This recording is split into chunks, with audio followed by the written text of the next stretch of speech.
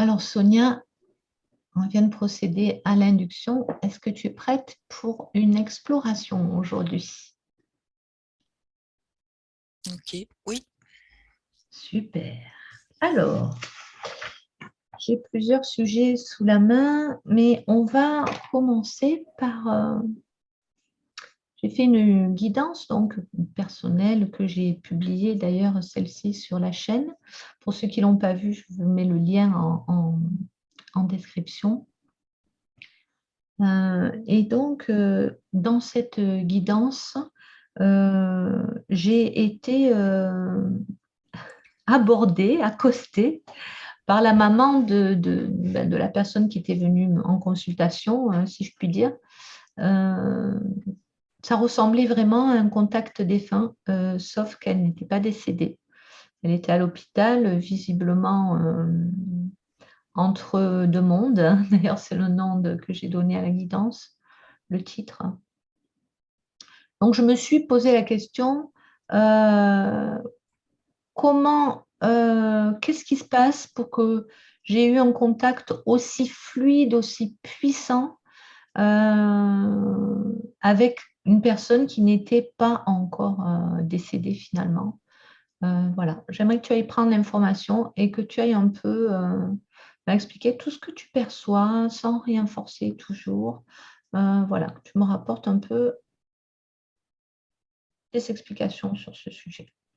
La mécanique, comprendre ce qui se passe. Oui, ce que j'ai perçu, c'est que c'est tout à fait ça en fait. Elle est déjà comme sur deux plans en même temps. Elle voyage d'un plan à l'autre.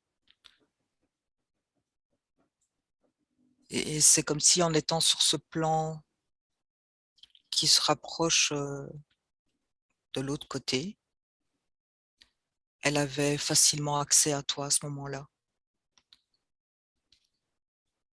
Je vois vraiment passer, je vois, oui, deux plans et je la vois passer d'un côté à l'autre. On me Mm. parle d'ondes, comme si on changeait de fréquence. On est sur une autre fréquence.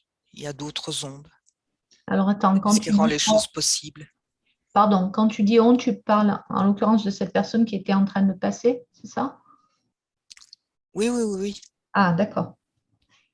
Donc elle change de fréquence au moment où elle navigue de l'autre côté, entre guillemets, il faut bien mettre des mots, et quand elle revient, elle reprend une fréquence plus terrestre, c'est ça? Comment ça se passe? Oui, c'est ce que je perçois. D'accord. Oui, c'est comme un voyage d'une d'une ligne à l'autre, les lignes représentant des ondes. Mhm. C'est comme si elle s'était mise sur la même fréquence que toi, d'où vient le terme être sur la même longueur d'onde. Ah, ça C'est vient de être, là, l'expression? oui, c'est Mm. être vraiment sur le, le même canal, c'est ce que je perçois, Ok. comme un poste de radio les anciens, là où on tournait et on Mm. devait chercher l'onde. Quand on tombe sur la bonne, on entend le son. C'est comme ça que je le vois. Il y a eu comme une attirance vers toi, quelque chose qui l'appelait, qui a été perçu chez cette dame.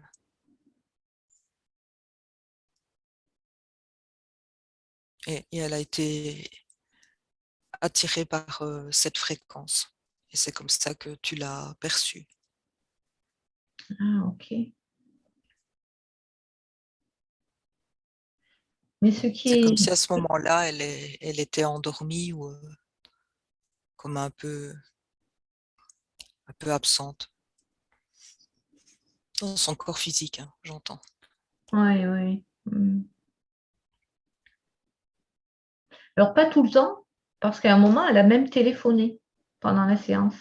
Regarde ce qui s'est passé. Comment ça se fait qu'elle ait téléphoné à sa fille pendant la séance? Bon, moi, j'ai eu le mot interférence comme une façon d'intervenir, comme pour signifier sa présence.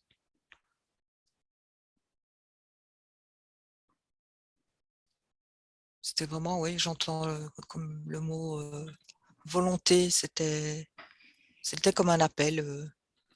Alors, sa présence, elle avait bien signifié, hein, puisqu'elle se manifestait depuis le début de la séance. Mais est-ce que c'était pour donner comme une preuve que oui, c'était bien elle, quoi, qui était là dans la séance? Parce qu'elle était son énergie était très, c'est pas péjoratif, mais envahissante. C'est de là que j'entends le mot interférence. C'est comme si elle avait un peu forcé la porte Oui. pour se faire entendre et Mm. pour qu'on on, on focalise une attention sur elle. C'était comme si c'était vraiment important de délivrer son message. Ouais, d'accord. Bon, ben Oui. Michel, si tu nous entends, ce sera pour toi celle-là. Ok, merci. Alors, on va sortir maintenant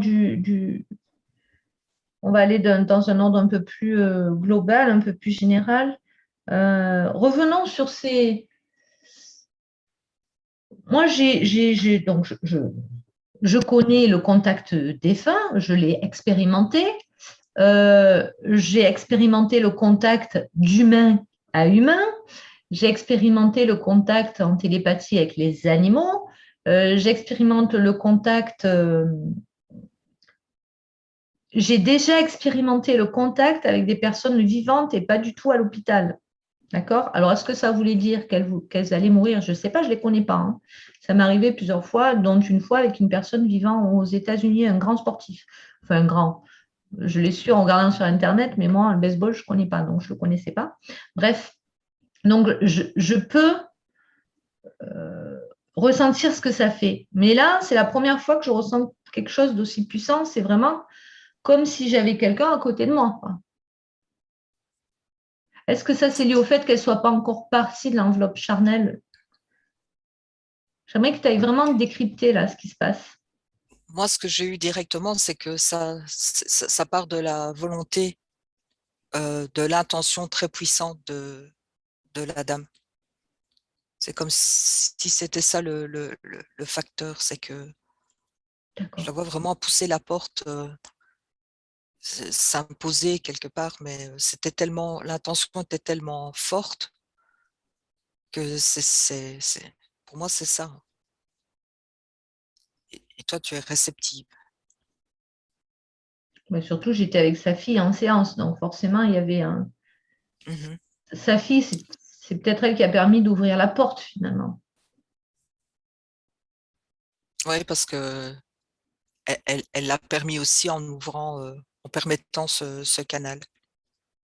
On dit c'est tout à fait inconscient, mais c'est qu'elle l'a permis aussi, elle l'a autorisé. Oui, parce qu'il faut savoir que c'était pas une séance pour contacter un défunt, hein, c'était une Mhm, guidance, donc on ne s'attendait pas à ce que ça arrive. mhm. Oui, oui, il y a comme une autorisation au départ de la part de Michel, mais c'est l'intention de la maman qui était tellement puissante que c'est de cette manière que tu l'as ressenti si fort. Hmm, ok. Mais parce que tu es réceptive aussi, sinon ça me dit que ça aurait pu ne pas marcher avec quelqu'un d'autre. Alors justement, on va faire une liste pour ceux qui nous regardent, hein. Je sais que ça vous intéresse beaucoup ces sujets-là. Quels sont les paramètres? Un, tu m'as dit, alors on va essayer de les mettre dans l'ordre de priorité. Est-ce que le premier paramètre, c'est l'intention du défunt ou du quasi-défunt, on va dire? Est-ce que tu peux préciser ta question? Les J'aimerais paramètres pour pouvoir entrer en contact avec une autre personne. pour, Pour que, pour, pour euh, que le rep- contact... pour reproduire ce qui s'est passé en séance. Ah, ok. Donc, tu as parlé de l'intention du quasi-défunt. On va l'appeler, pardonnez-moi, hein, je ne sais pas comment l'appeler, donc du quasi-défunt, on va dire. Oui. Est-ce que c'est le premier point? Est-ce qu'on peut les mettre dans un ordre de priorité ou pas forcément d'ailleurs?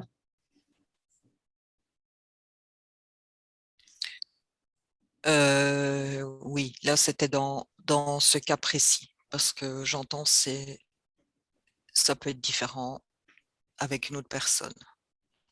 Ah, Il y a plusieurs mécanismes qui se mettent en route.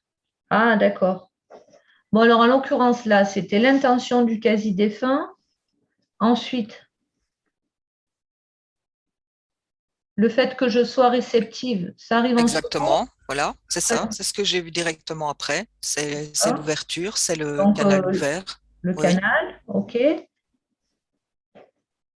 Il y a un autre facteur. Ah oui, les J'en- histoires des ondes. oui, c'est ce que j'entends, la fréquence. C'est comme si l'une et l'autre avaient une fréquence et que à partir du moment où on est sur la bonne, hop, ça capte, ça passe. La même Et ça, longueur c'est d'onde. voilà, c'est comme une fréquence ça doit être la même. Donc c'est comme si ça se réajustait pour pouvoir atteindre exactement la même. Et là, hop, tout passe, tout est fluide. D'accord, Parce que, donc, oui. Vas-y, parce que vas-y. je vois autre chose, c'est que il pourrait y avoir des communications sur des fréquences qui sont proches, mais pas tout à fait la même.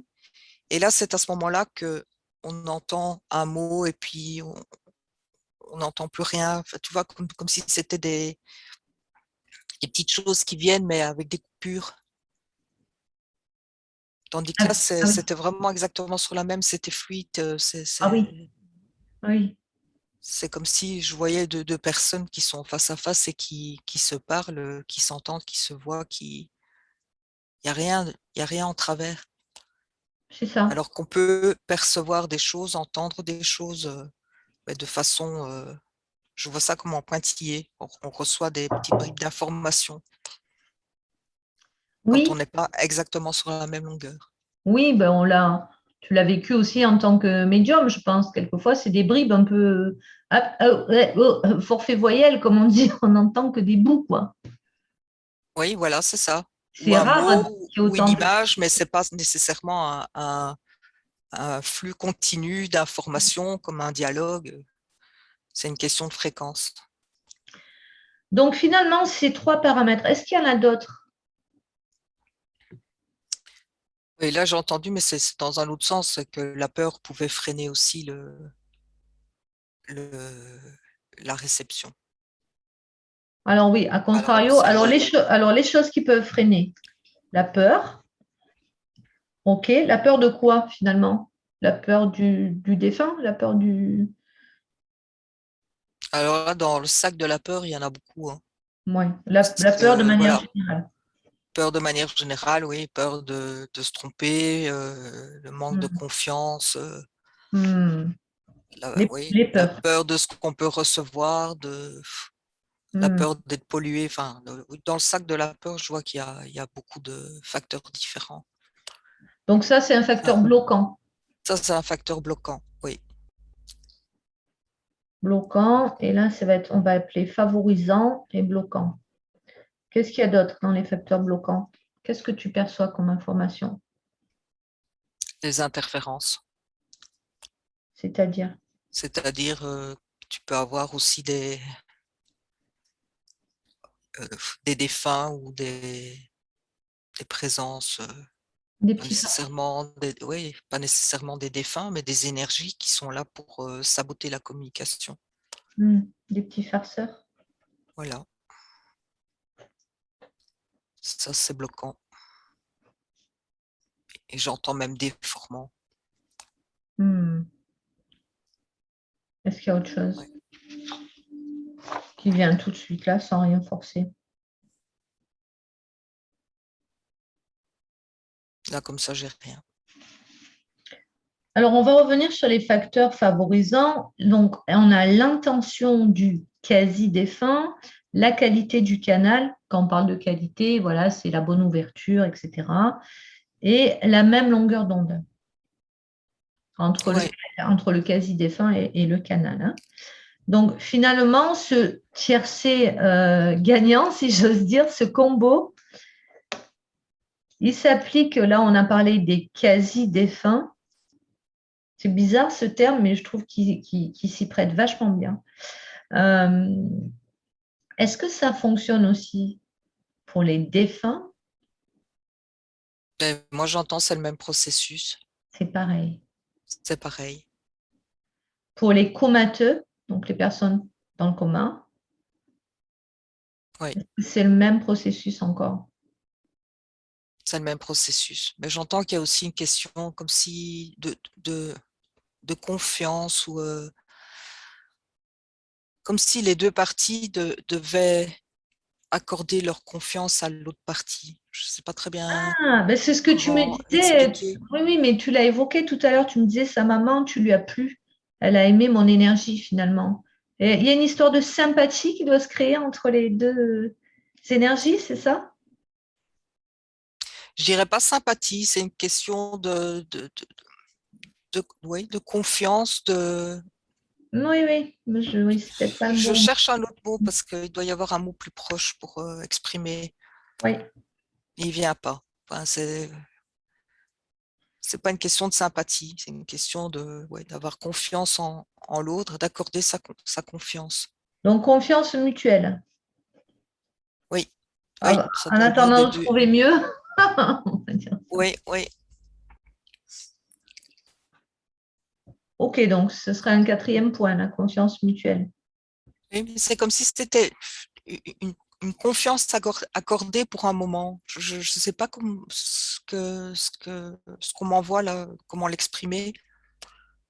Parce que on peut être deux caractères complètement différents, ne pas être pareil, sinon ça fonctionnerait pas. On ne pourrait pas communiquer avec n'importe quelle âme, mais c'est comme si pour un moment on devait être dans une même bulle de confiance, voilà, Hmm, de respect, oui, ça je l'entends.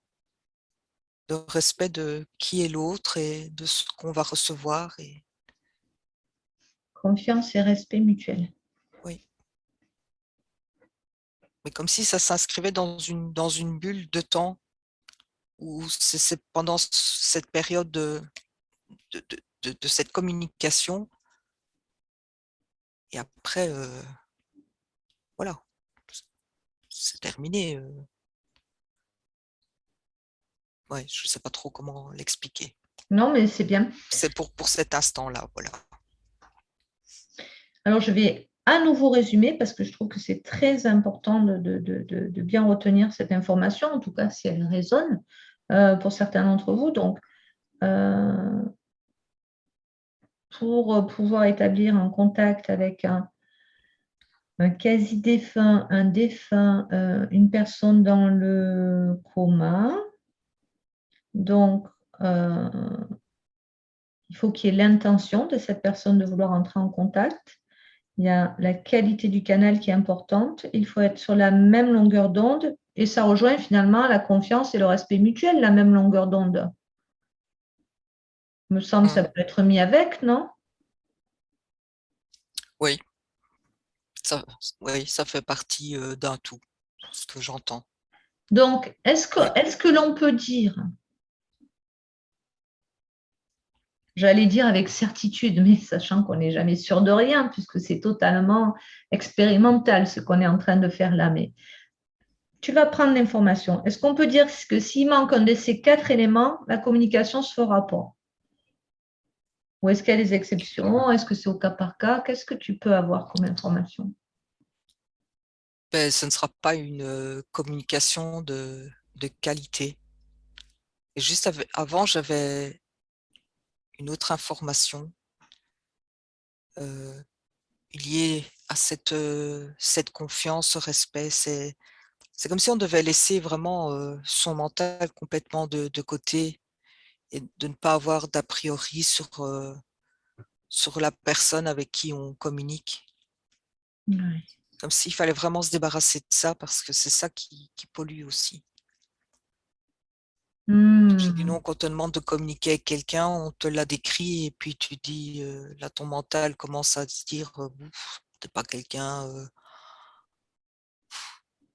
de bien, enfin, je sais pas, tout ce qui peut Donc, passer par le mental hmm, et là, ça peut, c'est dans ce sens-là que je parlais de la bulle de respect et de hmm. confiance, c'est-à-dire, c'est comme si on devait mettre tout ça de côté et partir tout à fait neutre et que absolument rien du mental n'intervienne. C'est tu vois, c'est ce que je dis en séance, hein, tout le temps, ce qu'on essaie de faire, de ne pas donner à manger au mental, hein, de ne pas le nourrir parce qu'il peut très vite nous faire créer des histoires pas possibles alors que Oui, hmm, et complètement fausser la communication. complètement faussé la communication, tout à fait. Ok. Alors, on va revenir à cette expérience puisqu'elle est récente et que c'est elle qui m'a donné cette idée d'enquête. Euh, Justement, tu parlais de ne pas nourrir le mental. Alors là, moi, j'ai pas dit à la personne, on va contacter ta maman qui est dans le coma, enfin qui est entre deux, parce que d'abord, je ne savais pas que sa maman était dans cet état-là, tout simplement. Donc, j'avais pas d'attente. Je n'avais aucune attente. Et c'est vrai que souvent, j'ai des personnes en séance ou ensemble, nous en avons aussi, Sonia, qui ont beaucoup d'attentes et ça les bloque. Euh, donc, le mental, quel est son rôle là-dedans? Pourquoi le fait d'avoir des attentes, ça bloque? Et au contraire, le fait chaque fois qu'il y a quelque chose de magique qui se produit dans la matière, c'est toujours un moment où on ne s'y attend pas. Donc, c'est quoi aussi la mécanique là? Qu'est-ce qui se joue? Bien, j'entends déjà que le mental, il met des filtres, et les filtres, c'est comme si on mettait des portes, et donc fatalement, les choses ne passent pas facilement. On met des obstacles. Tandis que quand il n'y a pas d'attente, moi, je vois ça comme une route ouverte, un chemin fluide. Tout Hmm. passe facilement. Il n'y a pas de résistance. C'est la différence. Avoir des attentes, c'est forcément... c'est comme si on ne laissait passer que ce qui nous convient, que ce à quoi on s'attend. Et la vérité ou l'information qui doit arriver, si elle n'est pas dans nos attentes, elle est filtrée. Et donc, elle est déviée. Et donc, on ne la reçoit pas et on est déçu.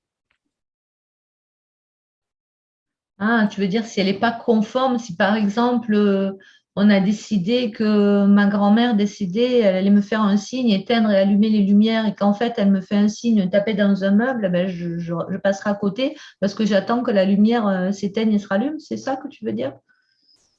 Euh, oui et Pas du non. tout.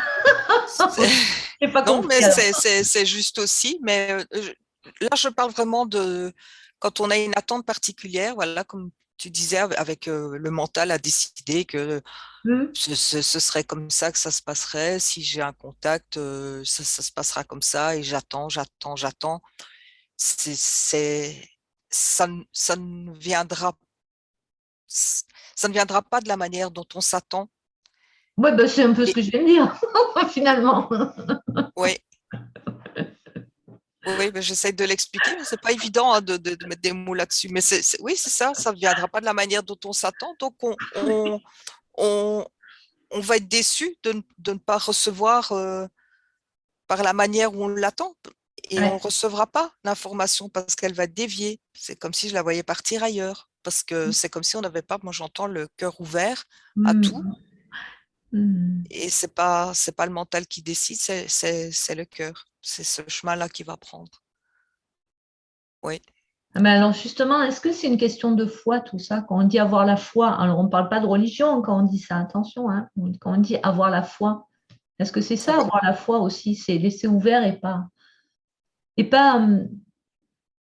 ah oui, c'est ça. Avoir la foi, c'est aussi c'est une confiance en au tout et se dire je ne choisis pas la manière dont ça arrivera, ce que j'attends, je laisse venir. J'ai confiance. C'est lié, la foi et la confiance et là, on reçoit. C'est vraiment comme si je voyais, on s'ouvre. On est comme un vase, qui est récepteur et quand on est, dans l'attente de quelque chose, bah, je vois ça comme si c'était le phénomène inverse. On se ah, ferme. On se ferme parce qu'on n'est pas dans la ouais, dans la foi, dans la confiance à hmm. recevoir. Mmh. Bon, ben, merci beaucoup, Sonia. On va s'arrêter là pour ce sujet. Et voilà, les amis, gardez le cœur ouvert, la foi et la confiance et tout va bien se passer. À très vite.